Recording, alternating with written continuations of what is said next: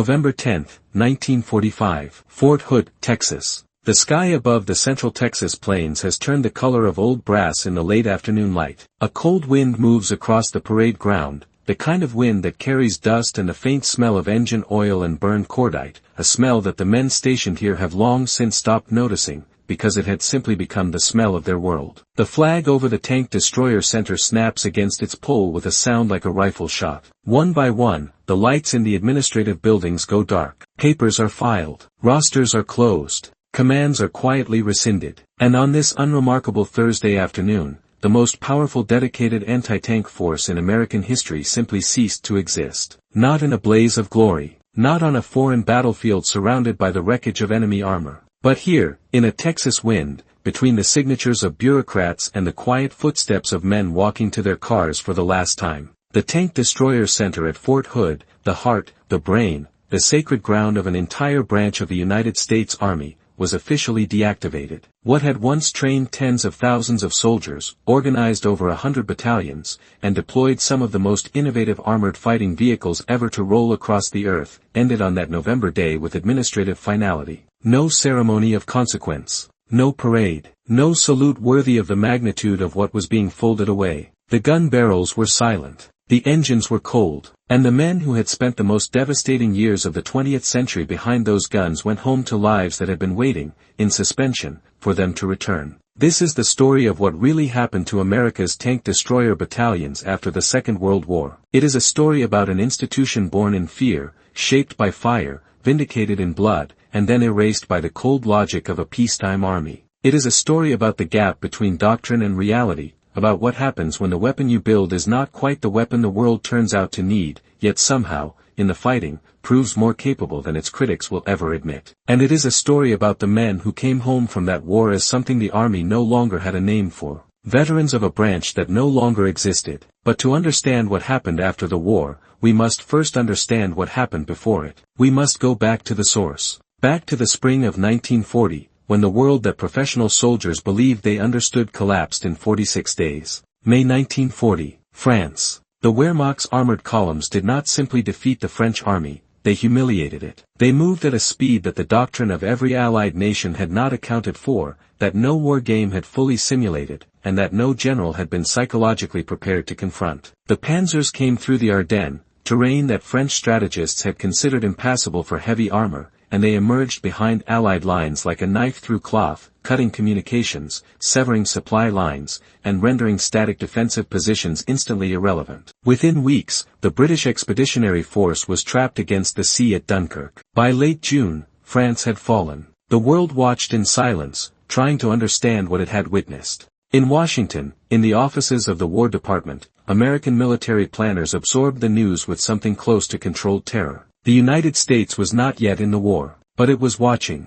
and what it saw in France forced a fundamental reassessment of how modern land warfare worked. The Panzer Division, a massed, concentrated formation of armor supported by motorized infantry and close air support, had proven it could shatter any defensive line it encountered. Traditional infantry anti-tank weapons were too slow, too immobile, too easily outflanked. Fixed defensive positions were death traps against mobile armor. The lesson of France was brutally simple. If the United States ever faced a German armored assault, it needed something fast enough to move to the point of penetration, powerful enough to engage tanks at range, and aggressive enough to take the battle to the enemy rather than waiting to be overrun. The man who took that lesson and translated it into institutional reality was Lieutenant General Leslie J. McNair, the Army's Chief of Training and Doctrine. McNair was an artilleryman by profession and a systematic thinker by temperament. He had watched the German armor breakthrough with the analytical clarity of a man who spent his professional life thinking about how forces are organized and how battles are won. His conclusion was direct: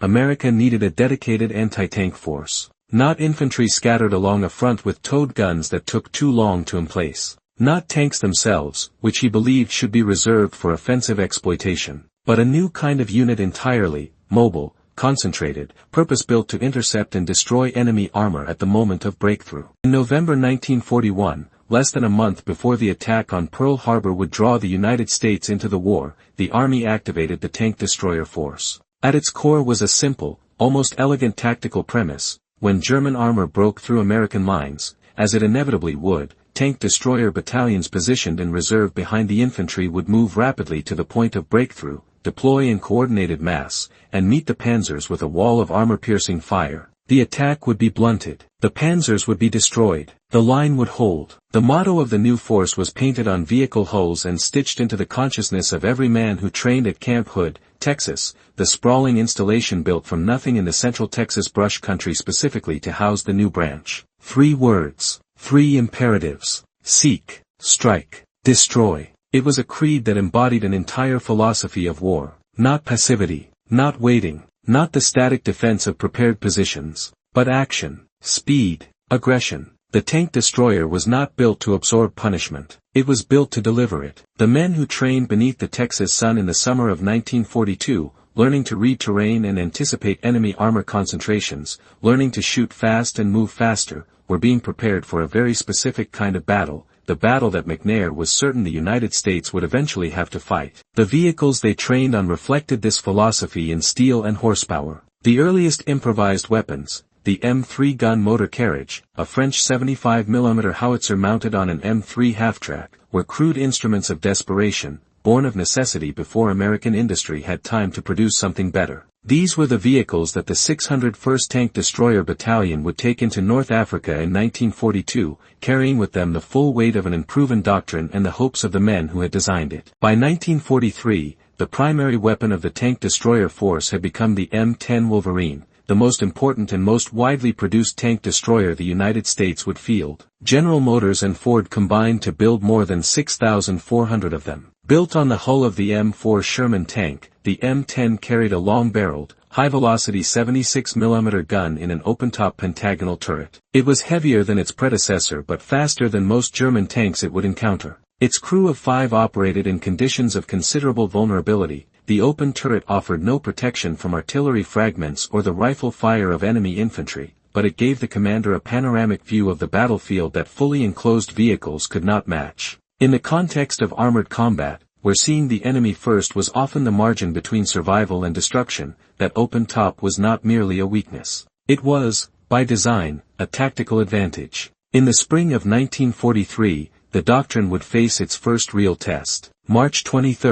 1943. El Getter, Tunisia. The North African sun had not yet fully risen when the sound reached the ridge above Highway 15. It was the sound of engines, dozens of them, the unmistakable mechanical thunder of an entire panzer division moving in battle formation. The German 10th Panzer Division, a veteran formation with experience from the Eastern Front, was advancing down the highway with more than 50 tanks and supporting mechanized infantry. Their objective was to relieve German forces caught in the jaws of the Allied advance and to deliver a blow against the American 1st Infantry Division that would, they believed, demonstrate the continuing incapacity of the U.S. Army for serious armored combat. Waiting for them on the reverse slope of the Kedab Ridge were 31 M3 gun motor carriages of the 601st Tank Destroyer Battalion, the first dedicated tank destroyer unit to be committed to combat in the manner that McNair's doctrine had envisioned. 31 half-tracks against an entire panzer division. The 899th Tank Destroyer Battalion reinforced them at the last moment, deploying their newer M10 vehicles on the flank. Behind the ridge line, American artillery had prepared. Before the ridge, the engineers of the 601st had laid mines. The German tanks came on. When they reached the crests of the approach terrain, the American guns opened fire. The M3s moved forward to firing positions, fired, then fell back, found new ground, and fired again, the hit-and-run tactics that the doctrine had promised. The minefields broke up the German advance. The divisional artillery added to the chaos. The panzers came within 100 meters of the American positions before the attack finally faltered and withdrew, leaving behind 38 wrecked and burning tanks on the yellow sand. The 601st had lost 21 of its vehicles. The 899th had lost 7 of its newer M10s. The losses were heavy. General Patton, characteristically blunt, declared the tank destroyers had proven unsuccessful. But the arithmetic of the engagement told a different story. An American battalion of improvised half-tracks, vehicles that were, in every honest technical assessment, inferior to the armor they faced, had stopped the German 10th Panzer Division cold. The promised blitzkrieg breakthrough had not materialized. The doctrine had, in one morning of fire and dust and burning metal, done exactly what it was designed to do. Yet even at this moment of relative vindication, the seeds of the tank destroyer force's eventual Yet even at this moment of relative vindication, the seeds of the tank destroyer force's eventual dissolution were already present. El Getter was, as subsequent historians would observe, the only major engagement of the entire war in which American tank destroyers were employed in the precise manner that McNair's doctrine had envisioned, as concentrated battalion-strength formations meeting a massive German armored breakthrough on a narrow front. It was the template action, the textbook engagement, the scenario that an entire training establishment had been built to produce. It would not be repeated. The rest of the war belonged to a different kind of fighting, and to a different kind of Germany. After the catastrophic losses of Stalingrad in February 1943 and the failure of the last great German armored offensive at Kursk in July of the same year, the Wehrmacht's capacity for the massive, war-winning armored thrusts that had defined the early years of the conflict was broken. The great panzer spearheads that had overrun Poland, France, and the western reaches of the Soviet Union became increasingly memories rather than operational realities. Germany fought the rest of the war largely on the defensive, and a defending army does not produce the armored breakthrough that the tank destroyer doctrine had been built to counter. The irony was profound, and it cut to the heart of what would eventually destroy the branch. The United States Army had built a force to fight a specific enemy, and by the time that force was fully trained, fully equipped, and fully deployed, the enemy it had been designed to fight had already become something different. The 106 Tank Destroyer Battalions that had been activated by the end of 1943, reduced from a peak planning figure of 220, found themselves in a war that kept asking them to do things the doctrine had never intended. In Italy, where the mountainous terrain compressed the battlefield and made armored maneuver almost impossible, M10 Wolverines were pressed into service as artillery, firing indirectly at enemy positions they could not see, their crews calculating trajectories and deflections like field artillerists. For every armor-piercing round they fired in the anti-tank role, they fired 11 high-explosive rounds in support of the infantry. The tank destroyer was becoming, in practice if not in name, a general-purpose armored vehicle. It was doing the work of a tank. It was doing the work of artillery. It was doing every job except the one it had been specifically designed to do. Field commanders attached tank destroyer battalions directly to frontline infantry divisions, breaking up the concentrated reserve formations that the doctrine demanded and dispersing platoons across the landscape to provide close fire support. The doctrine called for mass, the field called for dispersion. The doctrine called for concentrated counterpunch, the battlefield demanded constant presence. Observers with a doctrinal axe to grind complained bitterly that the M10, a vehicle in most respects very similar to a Sherman tank, was being employed as though it were a Sherman tank. The criticism was technically correct. But the men at the front had not built their combat organizations around the philosophical preferences of officers in Washington. They had built them around what worked. And what worked, in Italy and in France and in the frozen forests of the Ardennes, was keeping the tank destroyers close to the infantry, moving them to where the fighting was happening, and trusting the crews to improvise. This adaptability, born not of doctrine but of necessity, produced results that the official record would later struggle to accommodate. By 1944, 2 new vehicles had joined the American arsenal, each representing the accumulated engineering wisdom of 2 years of combat experience. The M18 Hellcat, designed by Buick and powered by a 9-cylinder radial aircraft engine, was built around a single tactical insight: speed was armor. At 55 miles per hour on roads and a sustained combat cross-country speed that exceeded anything the Wehrmacht could field, the M18 was the fastest-tracked armored fighting vehicle deployed by any nation in the Second World War. Its gun, a 76mm high-velocity weapon, was comparable to the M10's, and its armor was even thinner, barely an inch of steel at its weakest points. But the M18's crews used their speed the way a boxer uses footwork, to control the terms of engagement, to choose the ground, to strike from an unexpected angle and then relocate before the enemy could respond. In September 1944, near the French village of Aricourt in the Lorraine region, this philosophy of speed and precision produced one of the most remarkable engagements of the armored war.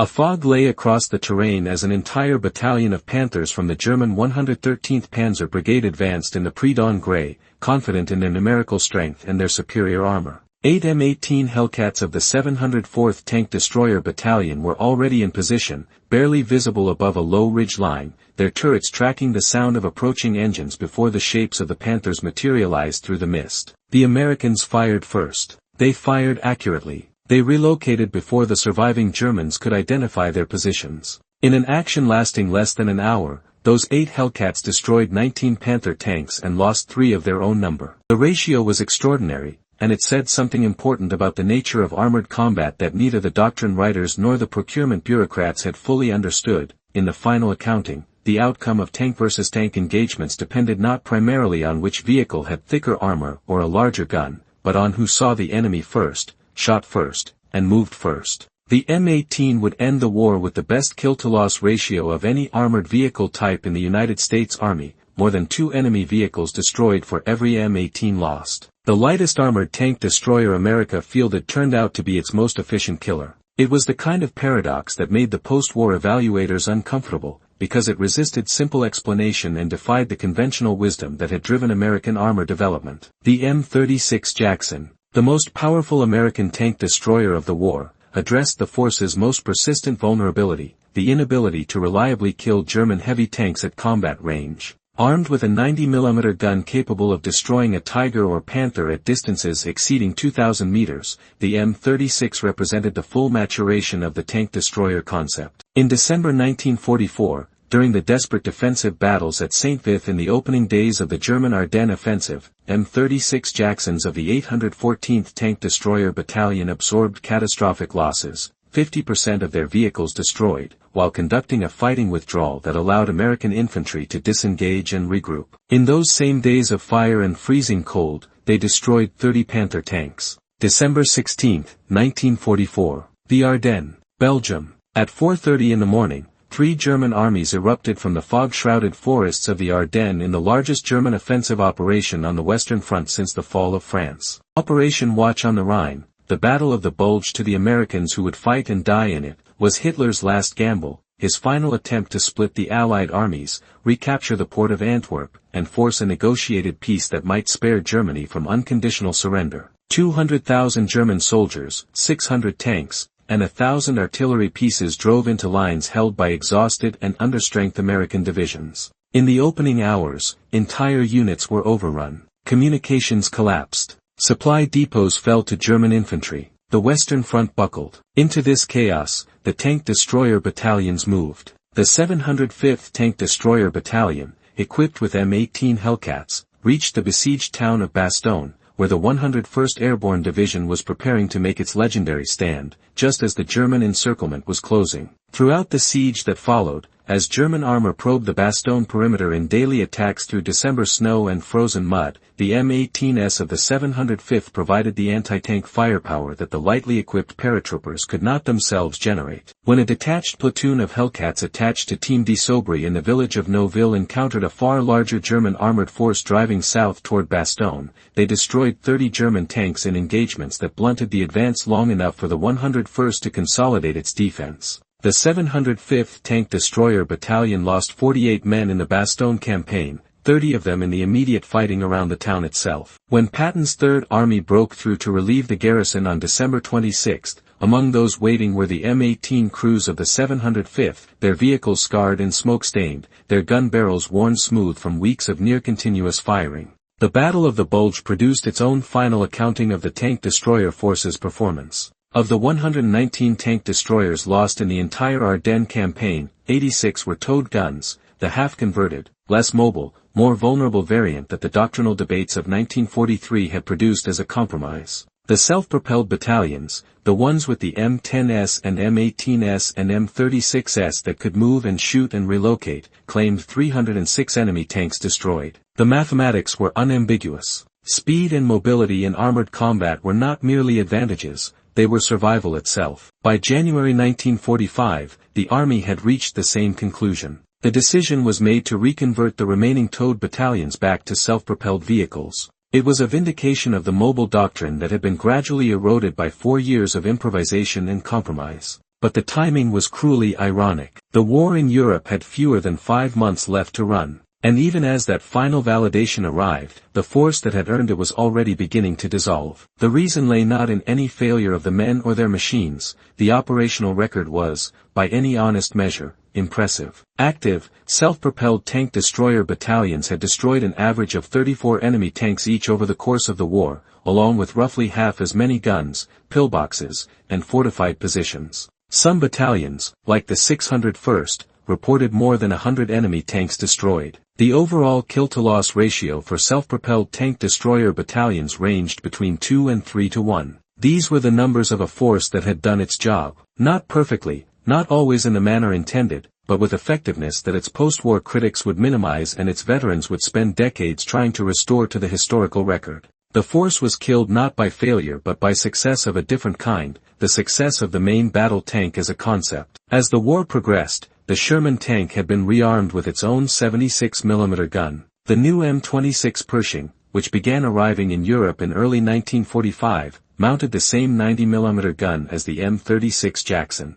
The Army was producing tanks capable of doing everything that the tank destroyer could do, and doing it inside a more heavily armored hull that could survive the punishment of offensive armored combat as well as defensive engagement. The special case for the tank destroyer, the argument that a mobile anti-tank gun platform, accepting inferior armor in exchange for a superior gun, served a distinct tactical purpose, became increasingly difficult to sustain when tanks themselves were receiving superior guns. The post-war Army's conclusion was swift and, in institutional terms, merciless. The Stilwell Board, convened in 1946 to evaluate the lessons of the war and make recommendations for the peacetime force structure, delivered its verdict in language that left no room for interpretation. The thin-skinned, self-propelled tank destroyer, the board concluded, has too limited a role to warrant further development now that comparable firepower is available in standard tanks. The branch, the culture, the doctrine, the identity, the motto painted on 1,000 gun barrels, was officially declared obsolete. The deactivations had already begun in the fall of 1945. One by one, through the autumn and winter of 1945 and into the spring of 1946, the tank destroyer battalions were inactivated, their records filed, their equipment inventoried, their men mustered out or reassigned. The 656th Tank Destroyer Battalion, the last unit to carry the designation, was deactivated on November 1, 1946 at Camp Campbell, Kentucky. The tank destroyer force, which at its peak had encompassed 106 battalions and tens of thousands of trained soldiers, ceased to exist in the American order of battle. The men who had served in those battalions returned to civilian life without the institutional identity that armored soldiers, artillerists, and infantrymen would carry into the post-war decades. They were veterans of a branch that the Army had already decided never to mention again. But the story did not end there. It never does, when the men who lived through something extraordinary carry it with them into the years of ordinary life. For 35 years, from 1946 to 1981, the tank destroyer veterans held their own reunions, organized by individual battalion associations, scattered across the United States with no central organization and no official recognition. They gathered in VFW halls and hotel conference rooms, the men of the 601st and the 705th and the 804th and the 899th and 80 other numbered formations, comparing memories that no one outside their circle could fully understand. They showed photographs to grandchildren who asked about the boxy vehicles with the open turrets and the long guns. They explained, as clearly as they could, what it had meant to hear the order to move, to feel the tracks beneath them biting into French soil or Belgian snow or Tunisian sand, to traverse the turret and acquire a target and fire, and then to move, always to move, because stillness was death and motion was survival. They explained the motto, seek, strike, destroy. They said it still, decades later, with the cadence of men who had once stenciled those words onto steel. In 1981, a veteran named Marshall Hanks, who had served in both the 815th and 805th Tank Destroyer Battalions, brought the scattered battalion associations together under a single organization, the Tank Destroyer Association. It was registered as a California Veterans Organization, and its declared mission was simple and dignified: to tell the story of the tank destroyer forces of World War II. For 11 years, the association published a newsletter. It established permanent museum displays. It dedicated monuments. It compiled rosters from the individual battalion associations that, in the late 1980s, still enrolled more than 14,000 surviving veterans. In 1982, the first National Tank Destroyer Association reunion was held at Fort Hood, Texas. The same ground where the force had been born, where the doctrine had been hammered into young men from Kansas and Pennsylvania and Georgia who had never thought much about panzer divisions before the war made such knowledge essential. In 1983, a monument was dedicated at Fort Hood to the memory of the tank destroyer force of World War II. In 1985, a museum exhibit in Connecticut recreated a full company of the 643rd Tank Destroyer Battalion,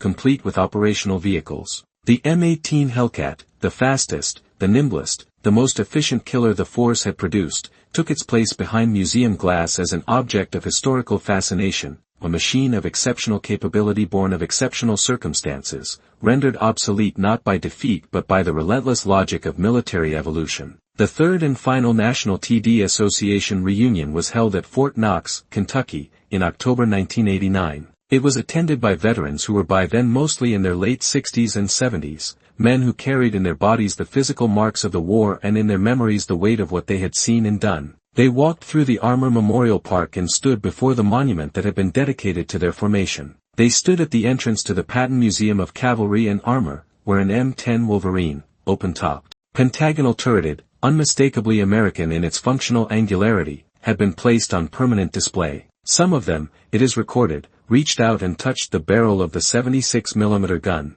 not with sentiment, with recognition, the way a craftsman touches the tool of his trade. In November 1991, on Veterans Day, the Armored Forces Monument was dedicated on Memorial Drive at the entrance to Arlington National Cemetery, the most honored ground in the American Republic, the place where the nation keeps its dead. On the stone face of that monument, cut into granite with the permanence of all things that a people intend never to forget, were the numerical designations of 85 tank destroyer combat formations, every battalion that had seen action in the European and Pacific theaters, the 601st, the 705th, the 804th, the 899th, the 823rd, 85 names, 85 sets of men who had trained at Camp Hood, who had carried the motto with them across oceans and deserts and frozen forests, and who had come home to a country that did not have, in the end, a category in which to place them. But history has a way of correcting oversights. In 1950, 5 years after the last tank destroyer battalion had been deactivated,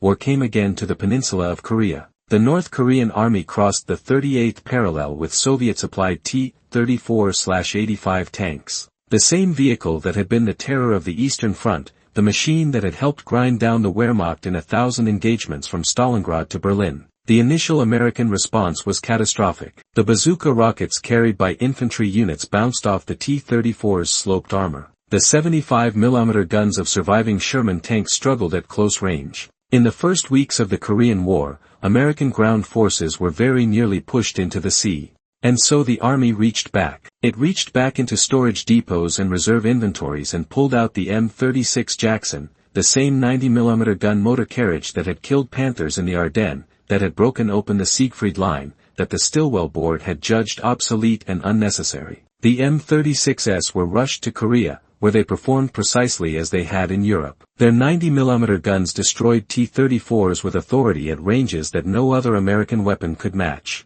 The vehicle that the Army had declared obsolete in 1946 was back in action by 1950, doing the work it had been built to do. The lesson should have been humbling. But institutions rarely humble themselves. The M36 and its cousins did not return to American service after Korea. The Army continued on its path toward the main battle tank, a single vehicle platform designed to do everything: attack, defend, support infantry, destroy enemy armor. The doctrine that, the best means of taking out a tank is another tank, became the new orthodoxy of armored warfare, and it has shaped American military thinking, with periodic revisions, to the present day. The tank destroyers became relics, then museum pieces, then historical footnotes. Except they weren't finished. The vehicles the United States had discarded found new battlefields. M10 Wolverines and M18 Hellcats went to the nationalist forces in the Chinese Civil War. They appeared in the Arab-Israeli conflicts of the 1950s and 1960s. Pakistani M36 Jacksons fought Indian armor in the War of 1965. Yugoslavia operated M36s through the Cold War and deployed them as decoys against NATO airstrikes during the Kosovo War of 1999, a final, absurd coda to a history that had begun with the Panzer divisions rolling through the Ardennes forest in 1940. Upgraded M18 Hellcats were still listed in the Venezuelan order of battle in the 21st century, 3/4 of a century after the vehicle's first combat appearance in the Italian mountains. The machine outlasted the institution that built it, as it so often does. What the Army chose to forget, the soldiers never could. In the veterans' newsletters that the Tank Destroyer Association circulated through the 1980s, in the testimony of men at battalion reunions across the United States, in the recorded memories of soldiers who had once steered those open-topped vehicles through the hedgerows of Normandy and the broken ground of central France, the same truth surfaced again and again. the work had been real. The danger had been real. The results had been real. An old soldier of the 893rd Tank Destroyer Battalion, speaking at a Battle of the Bulge commemoration decades after the war, put it with the economy that men of that generation tended to use when addressing the largest things. He said, "It was 68 years ago that we faced our worst enemy in mortal combat. Today we are old men. But our memories, after a half-century, are as sharp as the day it happened." The gun barrel is, perhaps, the right symbol for what the tank destroyer represented. Not the vehicle itself, too complex, too contingent, too bound to the specific circumstances of one particular war. But the gun barrel, the long, precise, purposeful extension of American industrial capacity and American tactical ingenuity. A gun barrel is a concentrated argument. It says, "We have thought about this problem, we have committed resources to solving it, and we have produced something that, when pointed in the right direction by trained and capable hands, can alter the outcome of history." 3 words were painted on the hulls of those vehicles. 3 words that 13,000 veterans carried back to civilian life, that were engraved on monuments at Fort Hood and Fort Knox and Arlington, that still appear on the commemorative patches sold at military history shows and the websites maintained by the descendants of men who served in the numbered battalions. Seek, strike, destroy. They are words of motion, words of agency, words that describe not a passive response to threat but an active, deliberate, aggressive engagement with the forces of violence and oppression that the 20th century had produced in such terrible abundance. They are words that do not permit waiting. They do not permit hesitation. They demand that when the enemy presents himself, you move toward him, not away. And you bring with you every ounce of fire and purpose and trained capability that a free nation could manufacture and a free people could sustain. The tank destroyer force was abolished because the army decided it had served its purpose. Because the main battle tank could do what the tank destroyer had done, and do it better, in a world that had evolved beyond the specific tactical problem that had given the force its reason for being. The logic was defensible. The conclusion was probably correct. But something was lost in the dissolution that the logic did not account for. What was lost was the institutional memory of a particular kind of soldier, one who had been trained to seek rather than to wait, to strike rather than to defend, to trust speed and surprise over thickness of armor and weight of metal. The tank destroyer crews had learned, in the North African desert and the Italian mountains and the Normandy hedgerows and the frozen Ardennes, that the most dangerous thing on a battlefield was not always the enemy with the biggest gun. It was the enemy who shot first, who moved first, who chose the ground, who understood that in armored combat, as in most things, the initiative belongs to the one who takes it, not the one who waits for it to be offered. The post-war army translated that lesson into the main battle tank doctrine, the idea of a single, supremely capable vehicle that combined firepower, protection, and mobility in one platform. The modern M1 Abrams, the lineal heir of every armored lesson the United States learned between 1940 and 1945, is in some sense the final answer to the question that the tank destroyer force spent its entire existence trying to answer. How do you build a vehicle that is fast enough to move, strong enough to survive, and powerful enough to kill whatever the enemy fields against you? The men who drove M18 Hellcats across the French countryside at 55 miles per hour would have recognized the question. They might even have recognized something of themselves in the answer. November 1, 1946. Camp Campbell, Kentucky. The 656th Tank Destroyer Battalion was deactivated on a gray autumn morning, without ceremony, without fanfare, without any particular acknowledgement of what was being ended. The last entry was written in the unit diary. The last formation was dismissed. The men went home. 35 years later, they came back together. Not to a battlefield, not to a government building, but to Fort Hood, Texas, to the ground where they had learned their trade, where the motto had been pressed into them with the urgency of men who knew a war was coming and knew it would be won or lost by how well the training held when the shooting started. They came back as old men to the place where they had been young soldiers, and they dedicated a monument to something that the army had decided not to remember. The monument stands. The names are cut in stone, and somewhere in the evening light that falls across the Armor Memorial Park at Fort Knox, or across the entrance to Arlington National Cemetery on a November afternoon, the long barrel of the 76mm gun still points, as it always did, as it was built to do, toward the distant tree-line, toward the sound of enemy engines, toward whatever lies beyond the next ridge. Seeking, striking, destroying. That is what America's tank destroyer battalions really were. And that is what they became, not merely history, but a standard by which we might measure the distance between what an institution claims to value and what its soldiers, in the end, actually do. The war is over. The branch is gone. The gun barrels are cold. But freedom, when it has been paid for in the particular currency of young men in open-top turrets on winter ridgelines, does not expire. It is not deactivated by administrative order. It does not rust in storage depots or disappear from the record when the last battalion is struck from the rolls. It persists. In stone. In memory. In the 3 words still painted, faintly, on the hull of a vehicle standing silent in a museum in Kentucky, facing the door through which visitors enter, facing the light. Seek. Strike. Destroy.